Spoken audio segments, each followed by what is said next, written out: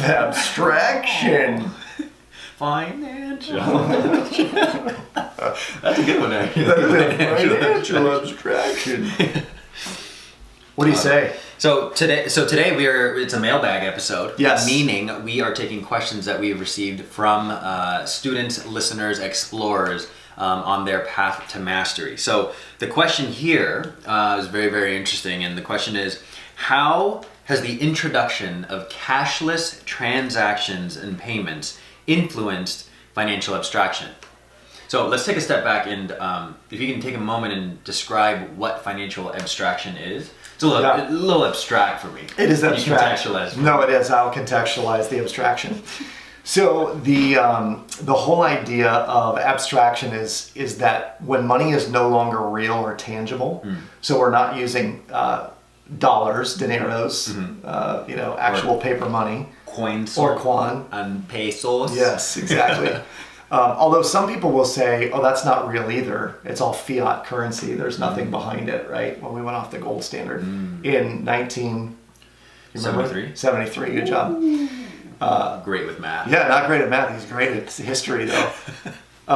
When we went off the gold standard and money became fiat currency, and then fast forward several years, we started getting into debit and credit transactions, and then fast forward some more into PayPal and Venmo and Bitcoin, right? And any of these other ways of exchanging value without exchanging cash. It changed the way that we interact with it. Yeah. So the more abstract the concept of money is, the less tangible, the more it changes the way that we interact with it.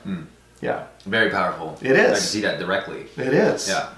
And actually it started, I think some of this started in casinos when they stopped using coins. So I don't know if have you been to a casino lately, Nick? Lately, no, but I'm trying to think of the last time now that you've asked that question. But I have been to one, I would want to say, definitely in the last year, maybe the last 3 months. Okay. 6 months. Yeah. Okay. So whether you remember this or not, or noticed it, you can no longer put coins in slot machines. They'll take dollars. You can put, $1, $5, $10, $50, $100 bills in a slot machine. But what comes out is not coins. What comes out is a slip of paper that says, go exchange this for some amount of money, right? And you can insert those slips of paper into another machine. Yep. But once the money goes in, it all becomes digital. It's all, ones and zeros. It's all spit out on paper. It's not actual currency. But if you win, what's the sound you hear? Coins. Yeah. It sounds like coins hitting the tray.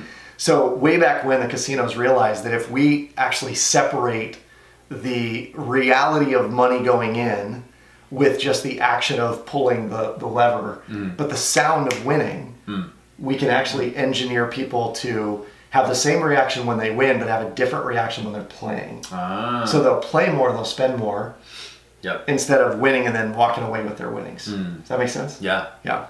Wow. They are clever institutions. Indeed. Yeah.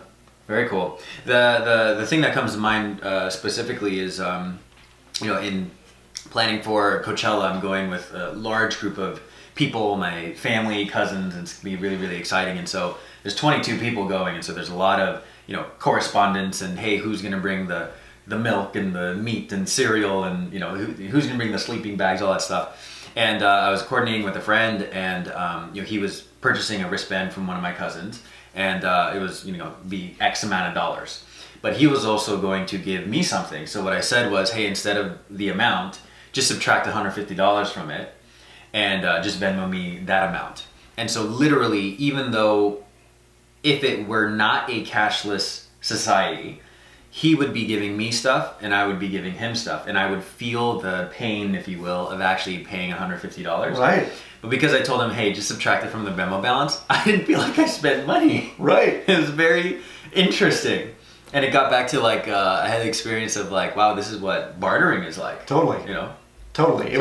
It would be like you saying, well, I need my fence fixed, and you don't do fence work, but somebody owes you some time, and he's a woodworker, so I want to pay. You're going to pay me with the time that he owes you, right? Yeah, that's kind of how it works. It can be very confusing. I always say that Venmo, it could be beans or bananas or chickens. There's no tangible, the money that I have in my Venmo account is sort of like, oh, it's found money. There's not, for whatever reason, I don't see it as real money. Yeah, you don't relate to it as real money. I don't yeah. at all. Yeah, that's interesting. So, how has the introduction of cashless payments or cashless transactions influenced financial abstraction?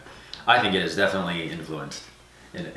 Oh, no question. Like, you know, and I'm excited to see, or not, well, excited and nervous to see like what the next layer of that actually looks like, you know? Do you have any idea what's coming? I mean, I can imagine like, yeah, I mean, Apple is already doing, you know, like thumbprints, right? Yeah. So it's just like, okay, put your thumb here and it withdraws money. Right. And voice activated, I don't know. Yeah. What else could it be? So what I think is going to happen is obviously Apple's getting into the game. They just introduced the Apple Card. Okay. You know, obviously there's Apple Pay on phones, so you can upload the cards and all that stuff. But effectively, by introducing Apple Card, they have become not only a payment processor but a lender or a bank in effect, right? I could see Verizon and AT&T and Sprint getting, or is Sprint still a thing? Sprint's still around. Yeah, I think so. Yeah, or T-Mobile or any of those, but they'll get into a game where they'll offer units or credits on the phone, and that's how we'll exchange, you know, bits of value with each other. So I'll say, hey, what are you on, Verizon or AT&T? Okay, here, let me send you 50 units, and I'll just flip them to you on the phone, and that's that. But that's how we're exchanging value, I guess. That is crazy. Yeah. Perceived value in time gets altered. Indeed. When cash disappears. Indeed. Ooh. So here's one of the challenges. Yeah. I think that as society goes more and more cashless and we separate the feeling of spending money, it's going to get harder and harder for people to save money and feel really good about it. The habits have to be formed really early with tangible cash. So as an example, I think I told you this pre-record here, that I've spent money online, like to the tune of hundreds, if not thousands of dollars, and made a decision like that to do it. Yeah. And don't even think twice because I'm not pulling out $1,000 in cash and forking it over. It's more like, yeah, I can justify that. Yeah. And I hit a button. A different part of my brain lights up when I do that versus pulling out, you know, $10, $100 bills and handing that over. Yeah. For whatever reason. Yeah. I mean, it makes logical sense, but that it just blows my mind. It's just like, wow, that we are progressing in a way that is like, you know, definitely quote unquote more efficient, right? Yeah. You don't need to carry cash, don't need to worry about the fraud, blah blah blah, right? However, there's just different concerns and considerations that come with these advancements. Yeah. So it's a very interesting conversation. I really really enjoy these, and especially when you're talking about building the habits young and while you're in youth, right? Like, Yeah. I mean, you see the Apple commercials where it's like you see like a daughter or like a 4-year-old girl trying to swipe on a physical newspaper, Right. and it's like, whoa, that is innovation, Right. and also scary. So, Right. you know what people will think, what my future children will think about when it comes to money and how they relate to it. Yes. So I heard this great story the other day of a family that it was a Saturday. They're all hanging out in the living room. The UPS truck pulls up, drops off like 3 or 4 boxes at the front door, and the husband or wife say to each other, "Did you order something? No. Did you order something?" And they go to the door and they open it up and it's full of Legos. And it's like 3 full giant boxes of Legos. As it turns out, the kid logged on, a young kid, like 4 or 5 years old, logs on to Amazon, searches Legos, hits one-click ship on all of these products, and has these things sent. Now, abstraction of money, if it were not in there as a digital currency, like credit cards being loaded on there, he never would have been able to do that, right? Yeah. To the kid, it's like, well, I wanted Legos, I ordered Legos. Yeah. And this is part of this abstraction and what's going to happen in society.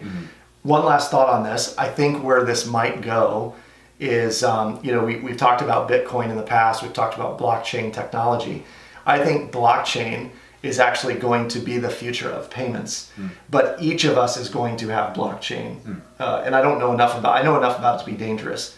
But if each of us has this blockchain account and we create stuff that lives online and people buy it, we receive value in our blockchain account, our wallet, that we can then exchange out for other things.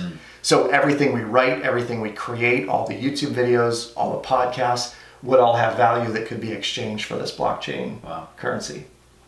It's gonna be off the chain. It's gonna be off the blockchain. Off the blockchain. It's all good. Wow. Okay. This is an enlightening chat. Yeah. Wait, there's gonna be more down the road, I promise.